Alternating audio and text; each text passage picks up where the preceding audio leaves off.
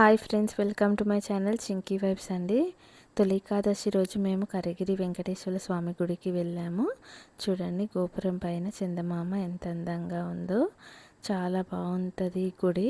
ఇది మెయిన్ ద్వారం ఉంటుందండి. ఇక్కడ పద్మనాభ స్వామి, రాధాకృష్ణులు, హనుమాన్ కూడా ఉంటారు. గుడి చుట్టూ ప్రాంగణం మొత్తం చెట్లతో నిండిపోయి ఉంటుంది. చాలా బాగుంటుంది గుడి. ఇది కళ్యాణం చేస్తారండి ఇక్కడ స్వామికి. మనకి ఇంకా ఏదైనా ప్రోగ్రాం ఉన్నా ఇక్కడ జరుగుతుంది అండి.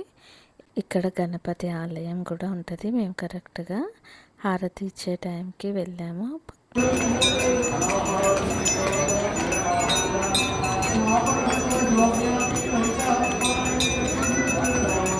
కుడివైపున పంచముఖ హనుమాన్ టెంపుల్ ఉందండి చిన్నగా.